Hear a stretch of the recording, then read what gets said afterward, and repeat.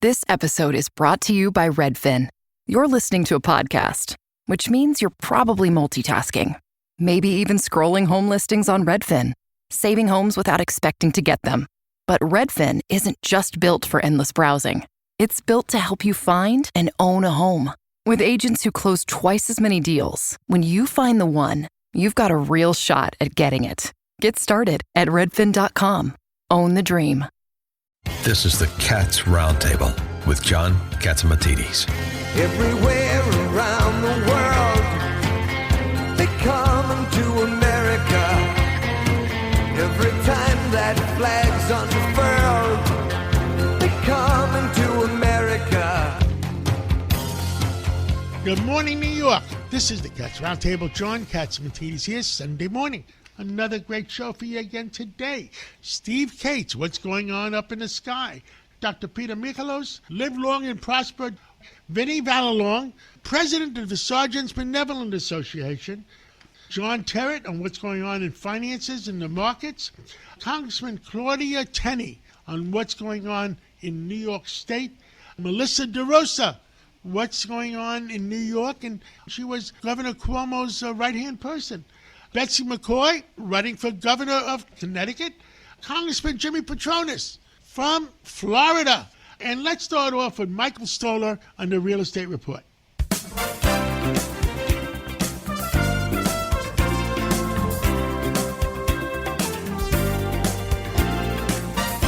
Good morning. This is Mike Stoller for the Stoller Real Estate Report.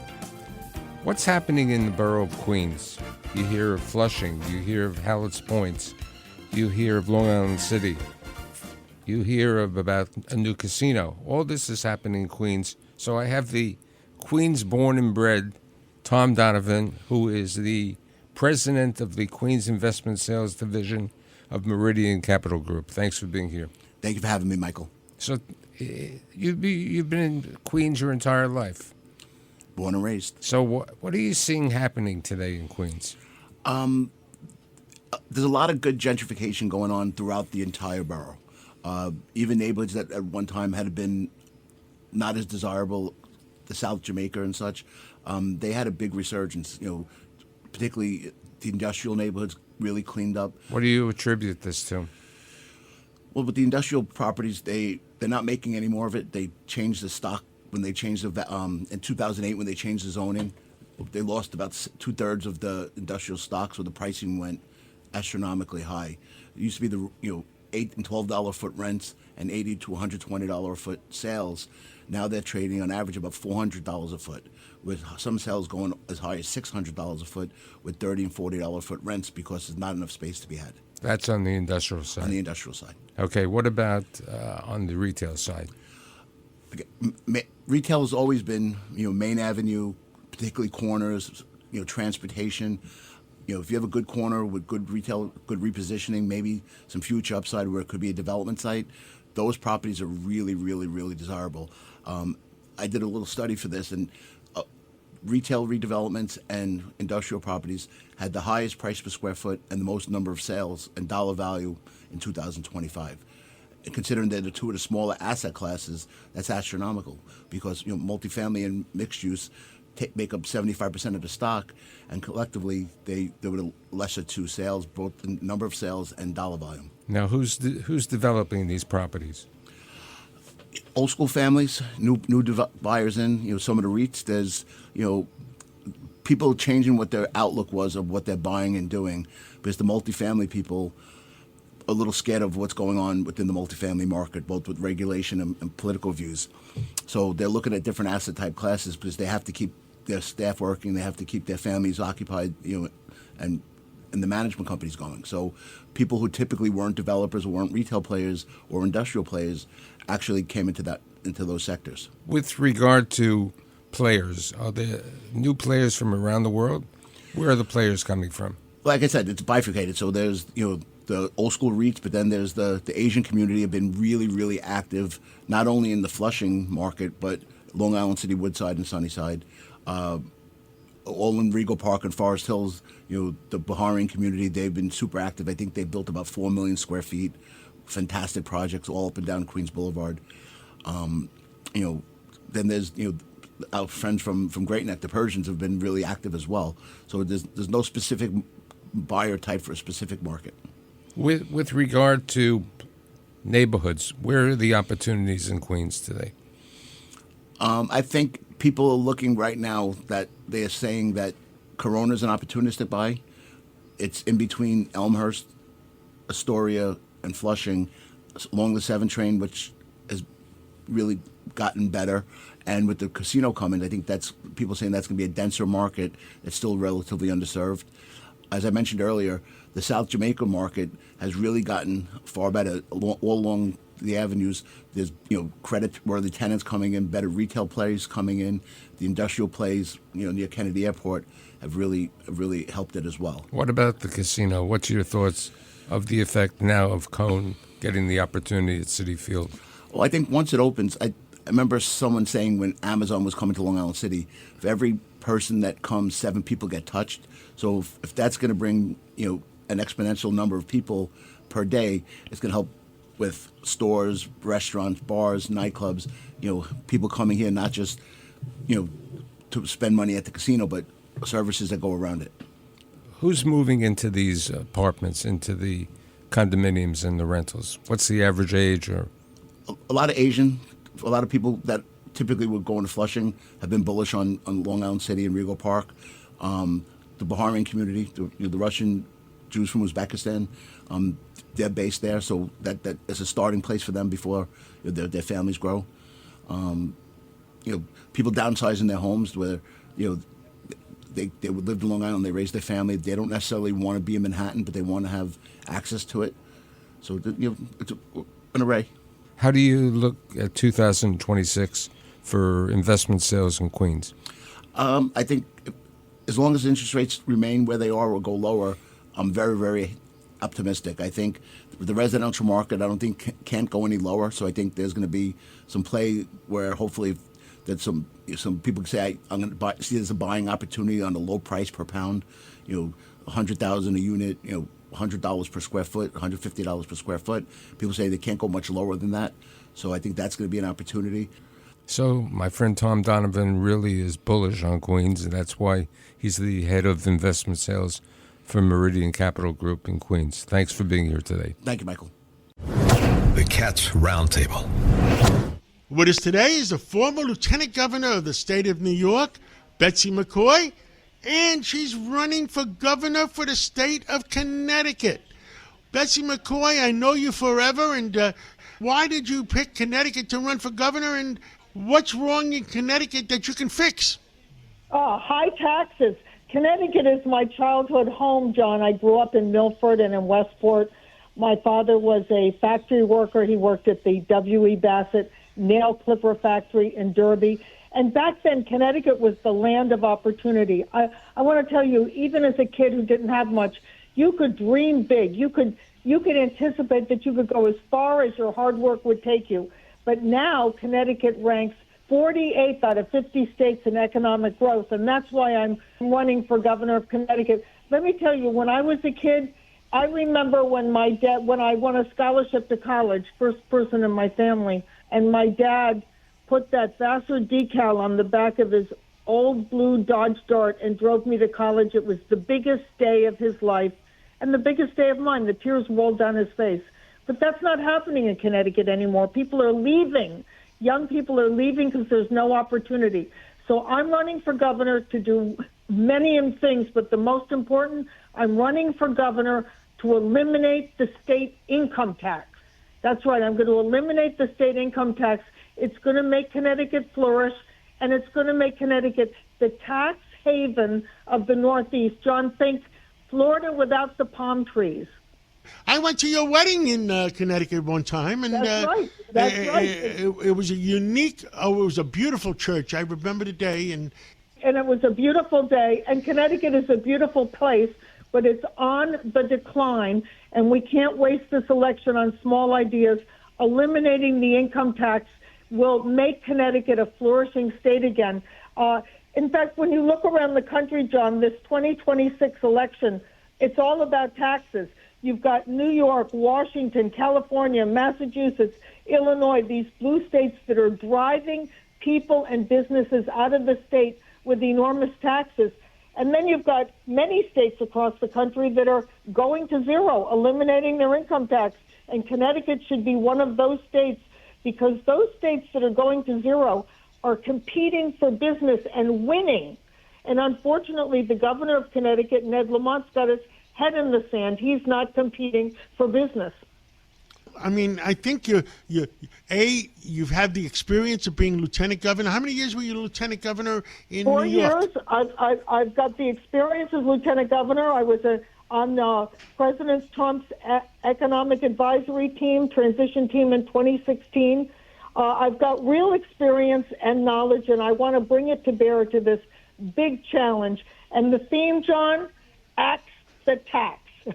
That's it. We're going to axe the tax. It's a very good plan to bring prosperity back to Connecticut. Well, thank you so much for calling in this Sunday morning, and we'll talk to you a lot more in the near future. Thank you, John. Thank you so much. Thank you for listening to the Cats Roundtable. We'll be right back right after this break.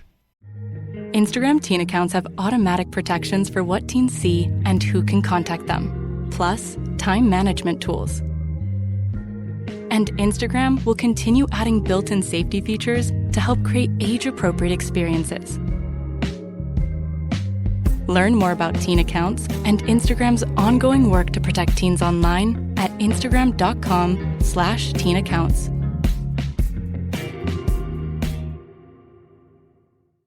Welcome back to the Cats Roundtable.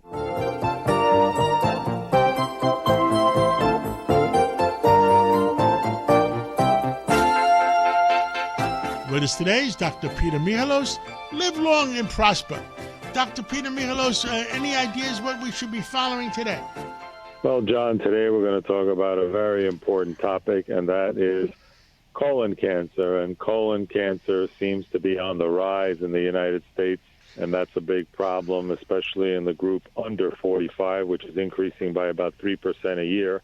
Before, the recommendation to get a colonoscopy used to be 50 years old, but they reduced it now to 45 years old because there was 152,000 cases of colon cancer in 2024, and cases seem to be rising. In the United States, the top 5 causes of cancer death are lung, which is number 1, number 2, colorectal cancer, number 3, pancreatic, 4 is breast cancer, 5 is prostate cancer. But colon cancer is something that if you catch it early, you can definitely do something about it.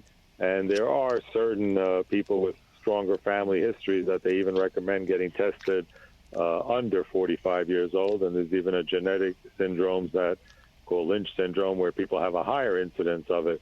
Even on an eye exam, and you see these pigmented spots in the periphery called bear track signs in an eye exam, that's a sign that you have increased risk of colon cancer.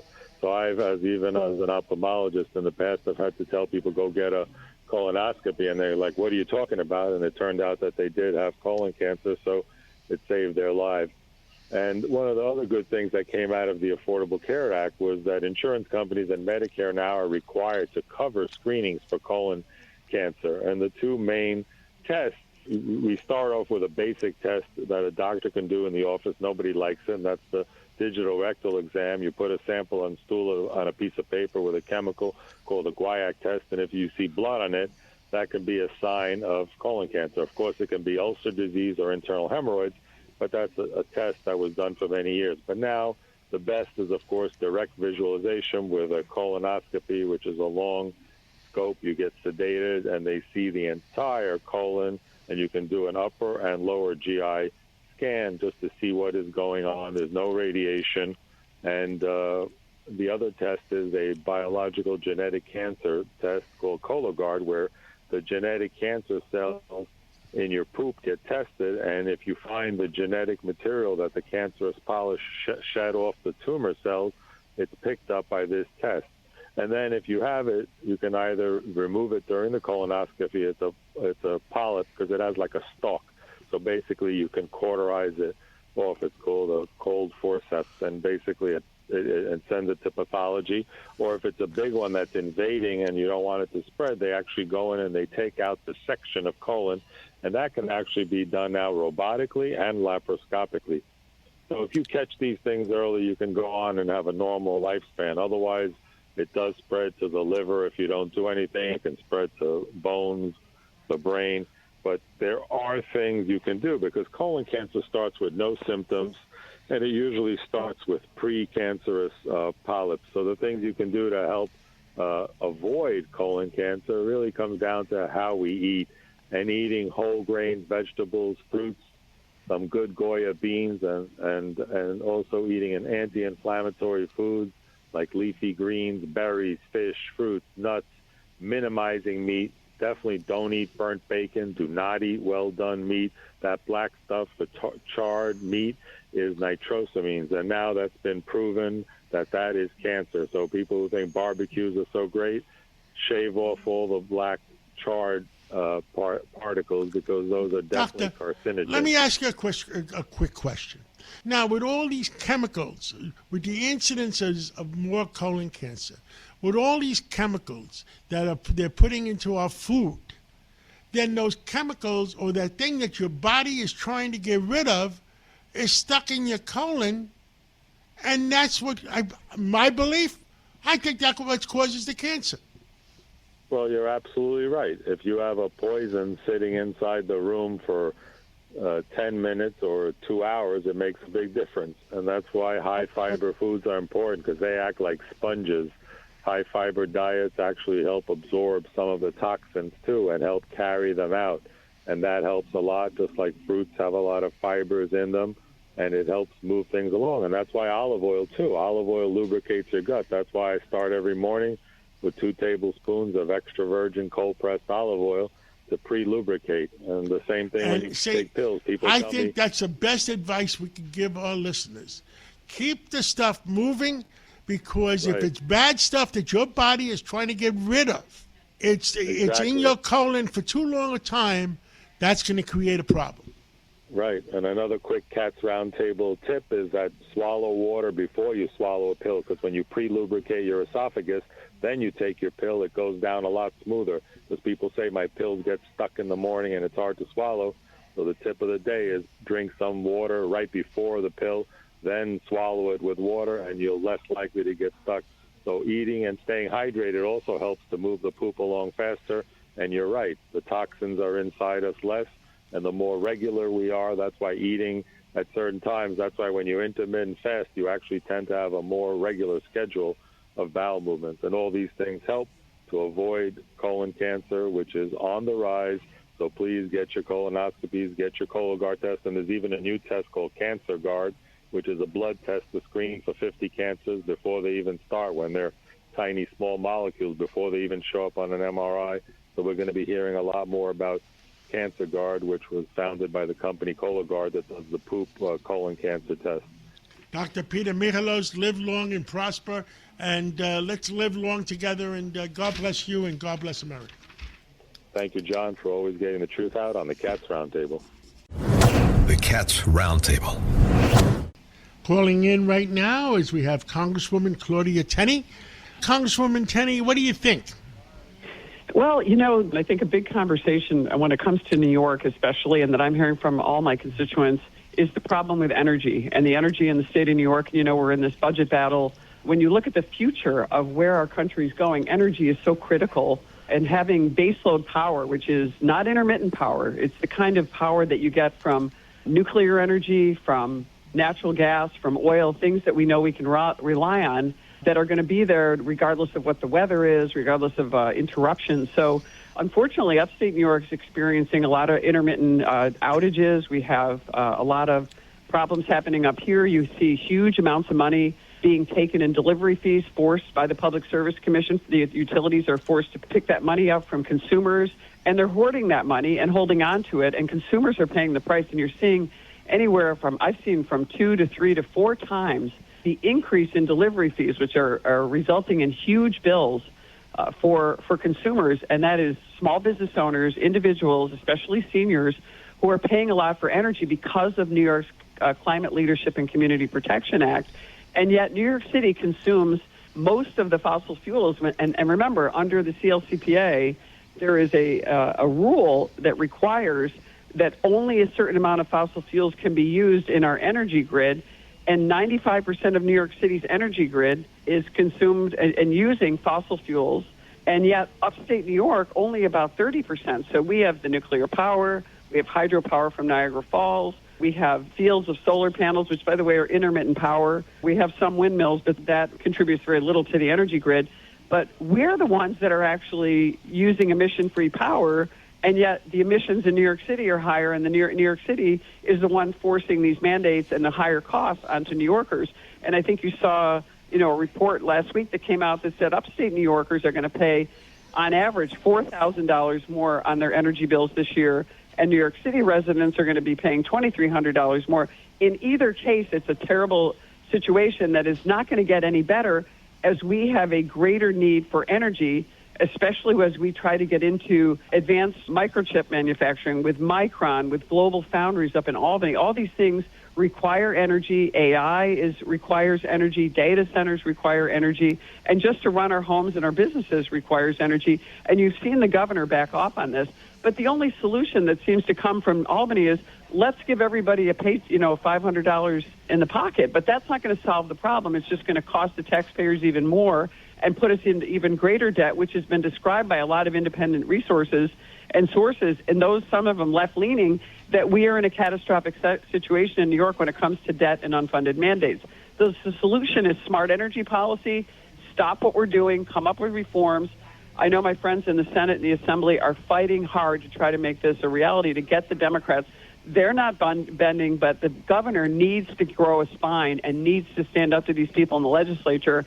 And we need sensible energy policy, or you're going to see even more people leave New York. And you heard what she said this past week.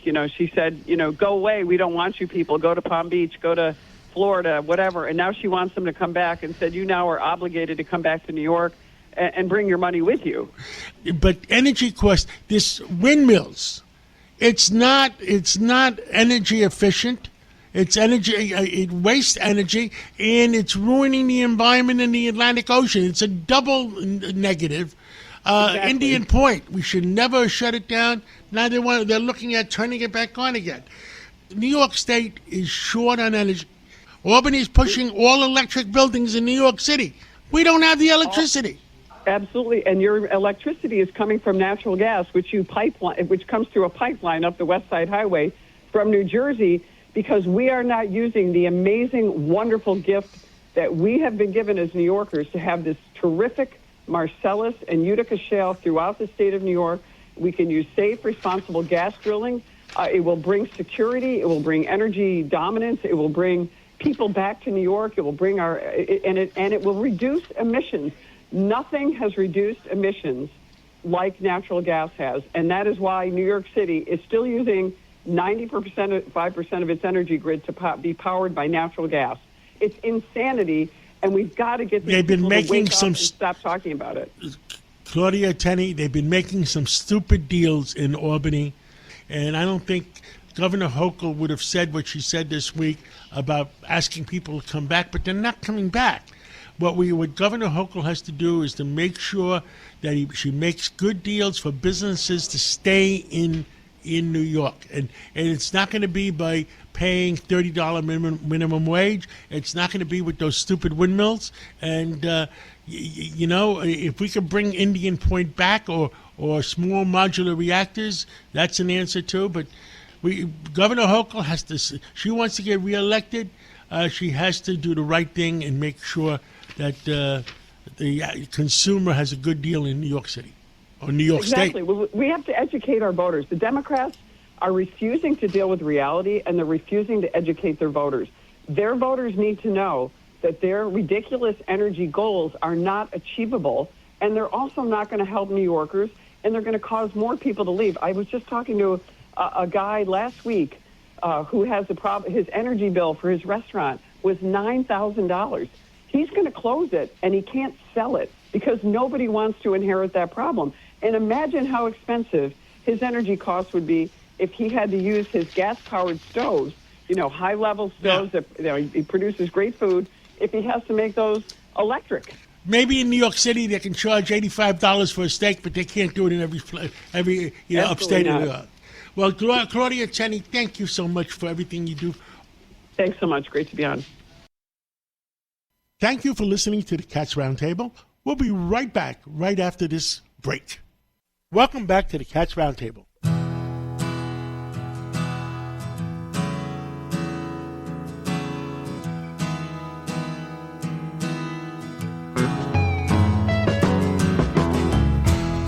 With us today is Melissa DeRosa.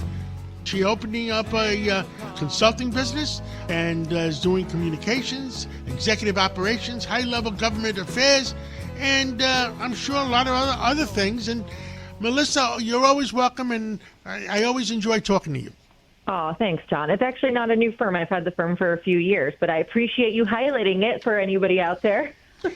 We're approaching the first 100 days of Mayor Mamdani's term. You wanted to get some things off your chest. Look, I think that Mayor Mamdani ran on a lot of promises, and I think for all of his supporters out there, they're starting to learn the hard way that when the rubber meets the road and campaigning ends and governing begins, it's not so easy. He promised a lot of people, that things were, it's going to be sunshine and rainbows and free this and free that and free buses and free daycare.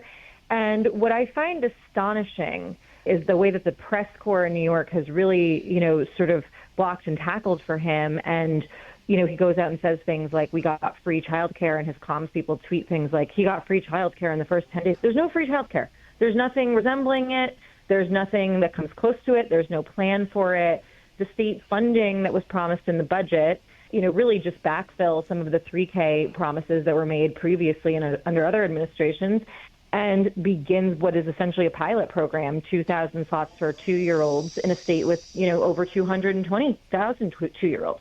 And the buses are not going to happen, and we'll see what happens up in Albany. But all he has done is spend a lot of time talking about the need to tax people while playing extreme budget games, which has led to a downgrade warning from S&P and Moody's.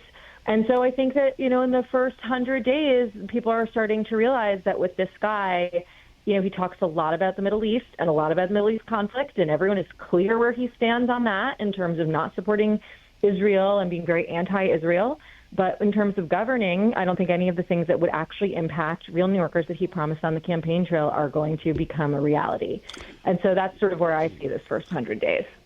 On Friday, he's doing a program of community safety instead of using the police on that. And I'm worried about that because somebody's going to get hurt. Well, look, the good news is it's just a fig leaf. I mean, what he announced pales in comparison to what he promised all of his supporters and the DSA, and a real betrayal of them, frankly, on the campaign trail. It's good news for us because it's not really real. Like so much of the other things that Mamdani spews, it really is smoke and mirrors. Well, the headline is Mamdani's safety plan shrinks to 2 staffers, $260 million. Originally, it was supposed to be $1 billion. And also the fact that it's only 2 staff people. What can you do with 2 staff people? I mean, this is just a fig leaf to be able to say to his people, see, I did something, and it's really going to do nothing. And it comes at the expense to the taxpayers at a time when he's talking about raising a whole host of taxes, John, not just the millionaire's tax, not just the corporate tax, but eliminating and downgrading the estate tax from its current status to people who, have $750,000 when they die and getting taxed at a rate of 50%, which is pure insanity, in addition to a whole host of other taxes. So at a time when he's talking about this budget gap that he needs to fill, he's wasting money. He's wasting taxpayer resources. And he's continuing to grow a budget, which, in the last year of the Bloomberg administration was $70 billion. And today they want a $128 billion budget. So essentially doubled. His budget proposal is larger than the entire state of Florida. When Andrew Cuomo first became governor in 2011, he inherited a $10 billion budget deficit, and he turned it into a surplus. And he did that by holding the spending at the agencies, by holding growth year over year to 2% under inflation, capping property taxes, lowering tax, all of these different things. You have to make tough choices. But it's not even discussed, John. It's like instead we're going to talk about hundreds of millions of dollar programs which are essentially fig leaves and won't actually do anything meaningful in people's lives so he can say he did it to his campaign supporters, while at the same time saying they're going to continue to raise a whole host of taxes, from property taxes, state tax, corporate taxes, that will ultimately make New York less affordable and continue to shrink our tax base. I was on Fox News the other day, and I said that if he reduces, I'm getting older, Melissa, and if he reduces the inheritance tax and he wants to tax everybody 50%, my kids will hate me if I don't move to Florida. Well, and the other thing is, there are people like you, John, who obviously have a certain amount of wealth, but what he's talking about, even lowering it to a $750,000 that's the price of almost every condo in New York. And you're talking about people who are minority communities, people who were middle class that have worked really hard to save and save and save so they can pass it down, a little something down to their family, their children. You would wipe that out. And so, again, that's something, and when he talks about the property tax increase in such a flippant way, that would target the middle class, that would target minority neighborhoods, that would target Staten Island disproportionately, all these things. And so, you get, what did Ed Koch say? He said, the people have spoken and now they must be punished. And that's sort of what it feels like right now. You have a government that's not being particularly run well. You have a mayor who is obsessively talking about only two things, raising every tax he can identify, and Israel and Palestine, and that's it. And so right now, I think he's still on a sugar high. He does have an added benefit of a press corps that does not hold him accountable or take him to task for anything. And in fact, the New York Times does a lot of heavy lifting for him. You saw 2 weeks ago, there was one story and how the New York Times went after Dan Goldman's wife for her prior social media posts. And then when it came out that Zoran's wife had much worse things that are living on social media, they basically gave her a pass because he said she's not a private person, even though she received tickets to sit in the front row at Fashion Week as the First Lady, and she's posing for photo ops with New York Magazine and giving exclusive interviews. She's not a private person. So people, I don't think that it has bubbled up enough yet. But ultimately, government, especially city government, exists in our daily lives, and you feel it when it's working, and you feel it when it's not. And this government is not being run well, and we're going to see soon what happens on the tax front and what happens, and people are going to realize none of the promises he's made have come to fruition. And when that happens, you're going to start to see his popularity sink, and you're going to start to see a lot of very unhappy people pack their bags and leave, whether it's for Florida, New Jersey, Long Island, but they're not going to stay around for this. Well, I can't afford to pay 20% for the federal government and 50% for the state and city, 70% inheritance tax. I mean, that's doesn't. Thank you so much. And thank you so much for having me on, John. I just want to make one more point, which is, tell me. New York City already has the combined city, state, and federal taxes. You are the highest taxed locality or entity in the country.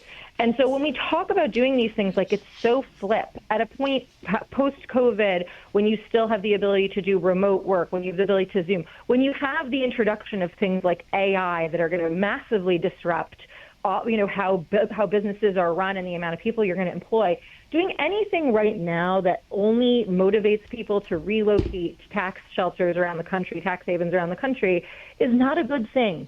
And the idea that people don't get that and that he doesn't get that, it's not the campaign trail anymore, it's governing. You have to care about businesses leaving, and you have to care about high-income earners leaving, and also having the trickle-down effect of a shrunk tax base, which will mean it'll be more expensive for everybody else, the middle class, et cetera. And so these are the things that people should be talking about in a very sober way, because the consequences of them could be dire. Melissa DeRosa, thank you so much for coming on, and we're going to talk to you much more often because we need your wisdom. Thank you so much. Thanks for having me, John. The Cats Roundtable. With us today is Vincent Valalong, and he's the president of the largest police union around, and he represents 15,000 active and retired NYPD sergeants. Vincent, tell us the good news. John, yesterday we had our delegates meeting, which comprises of about 162 delegates across the whole entire city. And we set out yesterday to revisit the violent protest and counter-protest that was held at Gracie Mansion and the actions that were taken by our members of the service and the the safety, their own safety that was put on the line. I really feel deep down in my heart all the time with my men and women that the one thing we should always do, we should always tip our hat to our own people. Sometimes I think we take that for granted. So yesterday we honored five people, deputy chief, 3 sergeants, and the police officers that were all involved in that incident outside of Gracie Mansion about a week and a half ago. That was, I remember seeing it, the video about it, and that was a situation that, unbelievable, that these guys drove up from, Pennsylvania to do that.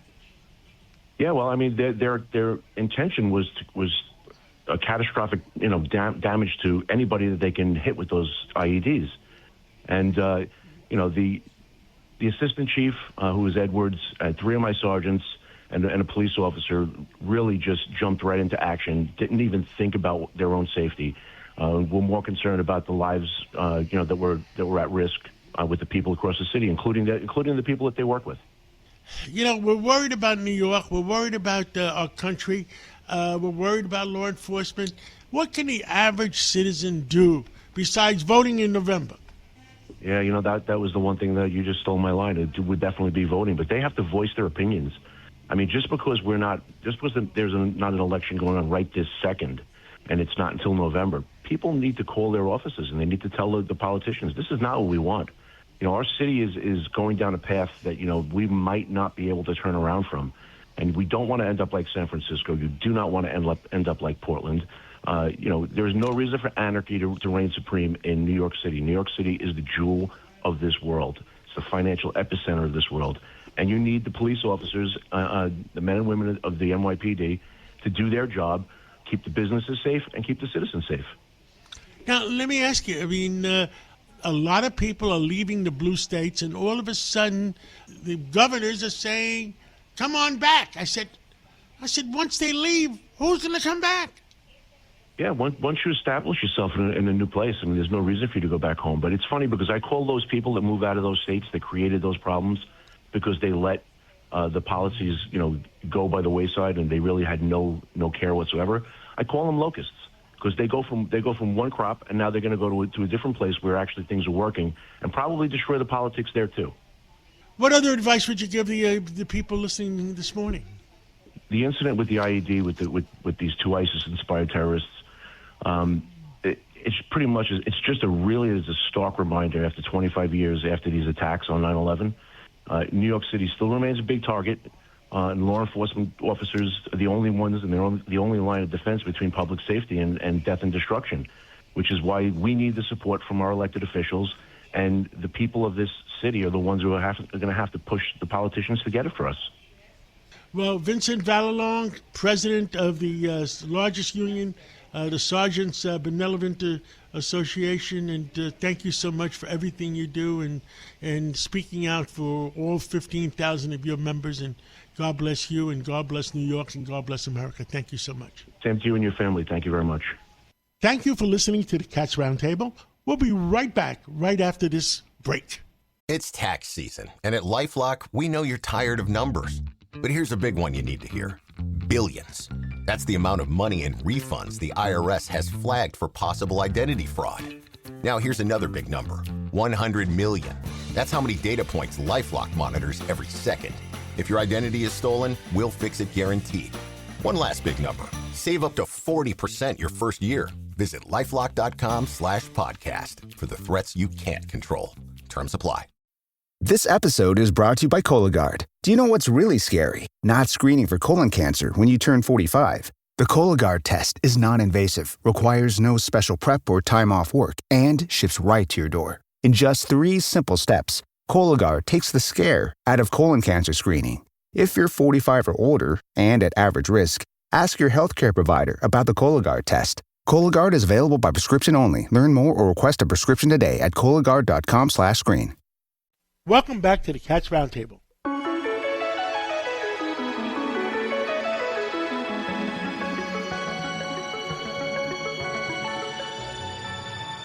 With us is Steve Cates, otherwise known as Dr. Sky, and he's with us every Sunday to expand our minds of what the heck is going on up there. Besides that, he has his own show, Saturday mornings from midnight to 2 a.m. and Sunday mornings from midnight to 2 a.m. And Steve Cates, what the heck is going on up there? Well, good morning, John, and happy spring to you and the listeners. But let's talk about some unusual weather as we do most of this report on an update on the planet Mars. Just a few days ago, John, the Curiosity rover that's been doing incredible research. How about this? The high on Mars a few days ago was 12 degrees Fahrenheit, but the low at night was 146 degrees below zero on the Fahrenheit scale. That makes our weather here on the Earth. What an interesting comparison, John. But here we go. There's two major rovers that are running around on Mars, Curiosity, which has been there longer, and Perseverance. Now we find the Chinese, how about this, John? They're looking to send the Tianwen-3, another spacecraft, to Mars to return samples of the planet Mars, maybe some 500 grams. They're set to launch around 2028. Now, America, we have had, unfortunately, to cancel the Mars return mission. The Perseverance rover has been sampling material, putting it in test tubes. But what's interesting about this, John, is the future of trying to find life on Mars. Curiosity, the other rover, guess what it discovered? It found some nearly pure samples of sulfur in this ancient Geddes Vallis channel on Mars, a possible direct link to life on the planet Mars in the past, as we know, lots of water. So there's a lot of things going on Mars, exciting research.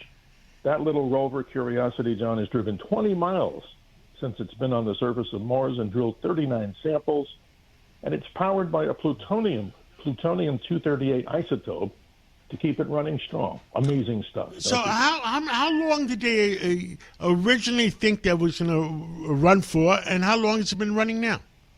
John, they thought this only lasts maybe a year at best. But now we're talking about, Curiosity running way longer than that, and Perseverance doing excellent research. So it goes back to the ingenious ways that these technicians created a power source on it.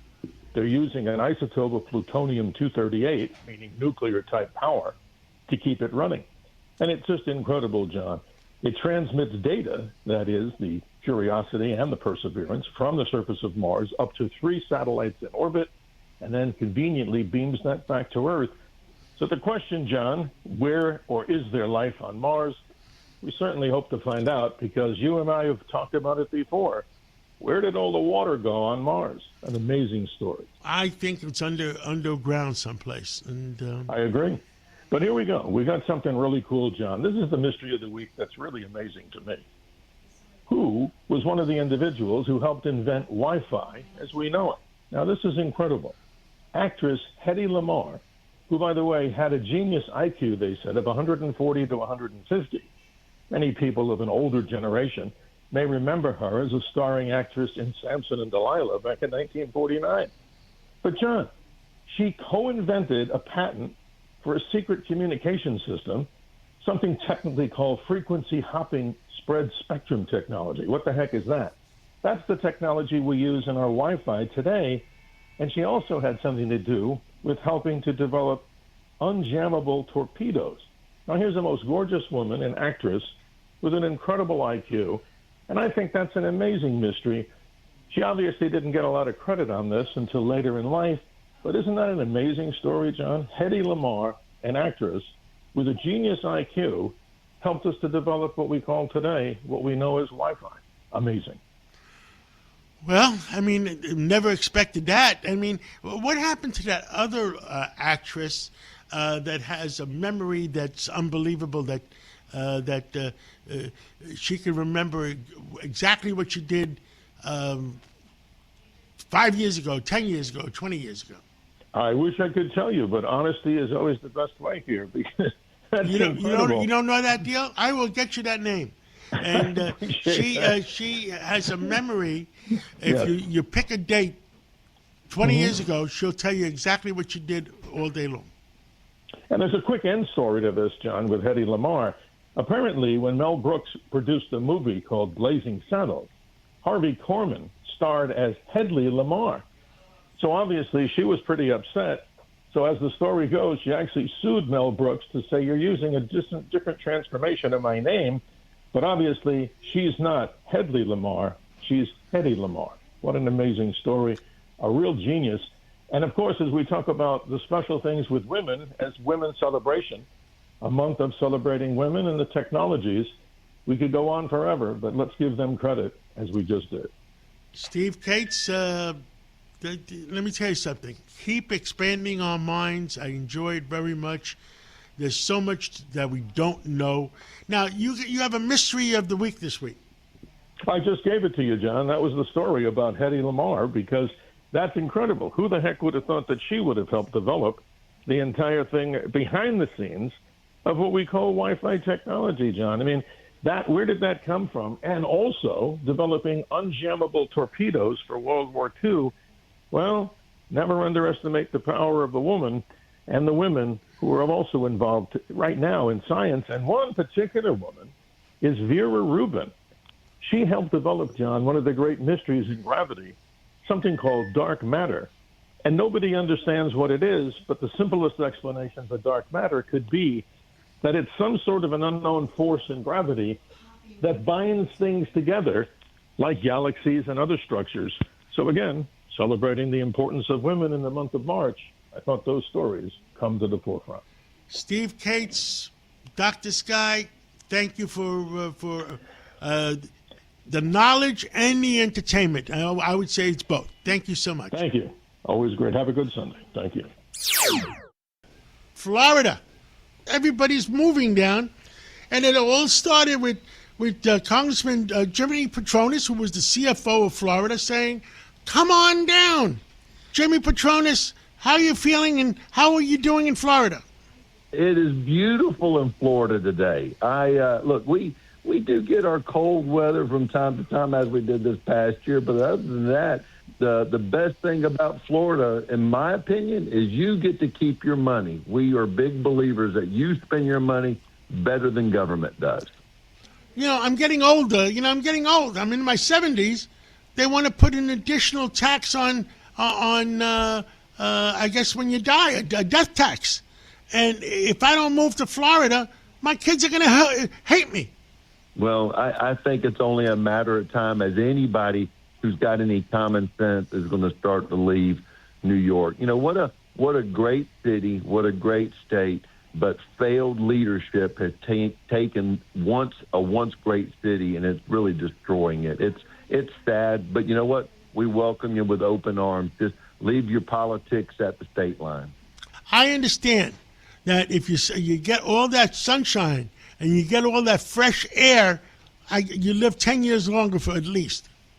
You do. Look, you got to have vitamin D. There's no better place to get your vitamin D fix than right here in Florida. I mean, I tell you, today it's kind of crazy how gorgeous it is outside. The beaches are packed. Well, it's spring break right now, but the spring breakers out here now are the families. We don't get the college kids here like we used to, but the families are down here. They're having a good time. They loaded up in their cars. The ones that flew down, they just had to wait a little more time at TSA because Chuck Schumer, your favorite senator up there, wants to hold up TSA. But you know what? At some point, he'll crack too, and he'll give in, and we'll get the government funded. Now, I also heard that I may see you next week. It's Greek Independence Day, and you're hosting a dinner on Monday night. And the president, I understand, is stopping by. Yeah, I'm excited. So next week, there's only two countries that get to celebrate their independence of the White House: the Irish and the Greeks. And so, it's going to be exciting next week. We're all going to get to celebrate with the president and celebrate Greek Independence Day. And then, the night before is when we've got our big presidential dinner. And honored that your daughter is going to be joining us and get to rub shoulders with Donald Trump and again, continue to do right by the citizens that we have the honor to represent. 24 million people you're up to, like 23,800,000, $900,000. How many do you think is going to be there in the next 3 to 4 years? There's parts of the state that are definitely experiencing, wicked growth. And they're really nice areas. But, what you start to see that's happening in Florida, housing has been a challenge all over the country, in my opinion. But now you're really starting to see the Florida housing market starting to pivot in order to accommodate the demand. So the the price point on the homes, the 3-bedroom, 2.5-bath houses, you're starting to see those on the market for about $250,000 to $250,000, brand new construction, including the real estate and everything. So there's definitely one. You've got the migration, but people get their taxes. But two, you have seen where the construction industry, the development industry knows that if they want to continue to see this type of opportunity, they've got to create a price point that's attractive. And this is exactly what we're seeing in Florida as the rush is taking place. The market has started to adjust, and now we're starting to get into a groove in order to accommodate the demand without a backlog of waiting for inventory on the market. Jimmy Petronis, I look forward to seeing you either the dinner the night before or at the White House, and God bless America. And let me tell you something, everybody loves Florida. And I know they do. I'll just continue to say at least one more time. Y'all, please come on down. Come on down. I'm looking forward to seeing you. I'll see you sometime next week. See you, Mr. John. Take care. The Cats Roundtable.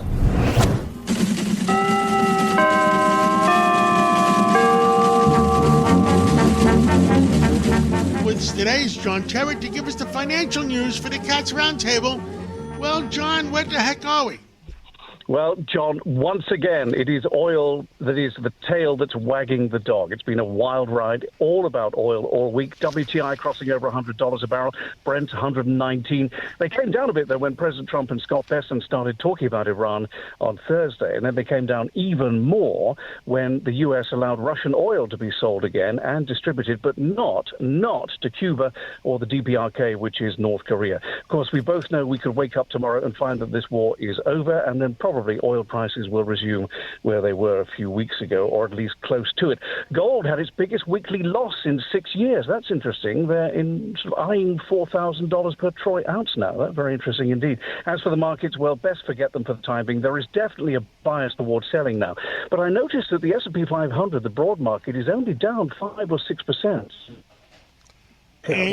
Really panic status, I don't think. Of course, on Friday we had triple witching, which didn't help things. There's a lot of problems because AI and people don't know how to judge it sometimes, and the computer chips and the war and the price of oil, inflation, and then Powell. Powell is sticking the cucumber someplace, and trying to screw up interest rates. So you tell me what's going to happen. Yes. Well, let me put that in a more eloquent fashion, shall I? Yes. The Federal Reserve kept you're British. You have to put it in an eloquent manner. I know. So, yes to all of that, then. Everything you said and more, it's all true. The triple witching on Friday certainly didn't help things, that's for sure. $5.7 trillion of options expiring on Friday. That just equals volatility. Company news. FedEx beating on the top of the bottom line. Great guidance going forward. They say they see no fuel impact as a result of Iran. Boeing had a bad week. Boy, did they have a bad week. This once great American corporation. NASA turned around and said, no, thank you very much. We'd rather work with SpaceX when it comes to going to the moon. Ouch. Disney has a new boss, Josh D'Amaro. He favors streaming and parks going forward. Amazon's introducing 1 or 3 hours delivery. You can pay for it. $5 if you're a Prime member, $15 if you are not. And here's a couple of extraordinary stories from last week. Unilever is getting out of the food business to concentrate on beauty issues. They're selling their food division to McCormick, the spice people. And Super Micro on Friday down 25% after some members of staff, can you believe this, were caught smuggling parts of NVIDIA's AI chips into China. It's just an extraordinary thing. Now, in the week ahead, we get earnings from GameStop and Carnival Cruises, and the data comes in the form of U.S. productivity, import prices, delayed construction spending, and sentiment. Actually, next week is relatively quiet in terms of earnings or data, so it's probably going to be dominated even more by what happens in the Middle East. John. Well, thank you so much for bringing us up to date, but, there is volatility. The markets are down. My advice to all my friends are buy equities, sell oil short, because when this thing straightens out in the next 30 to 60 days, then the market will recover and the price of oil will settle between 55 and 65. That's my opinion. Yes. And on these prediction markets which have sprung up lately, they're predicting the war will go for another 2 months. I think it's going to be a lot less than that. I think they'll probably be done in a week or two. What do you say? I believe it could be anywhere from 3 to 7 weeks or 8 weeks. Yeah. Well, I'll talk to you next weekend, and hopefully we'll all have made some money by then. God bless. Take care. Bye-bye. Thanks, John. The Cats Roundtable. If you ever miss a segment or want to hear it again, go to WABCRadio.com, go to podcasts, go to minicast, and play back your favorite segment. Thank you for being with us for the Cats Roundtable Local Edition, the #1 show on Sunday mornings in New York. Keep listening to us for the Cats Roundtable National Edition between 9 o'clock and 10 o'clock. So we'll be back to you in a few minutes after the news.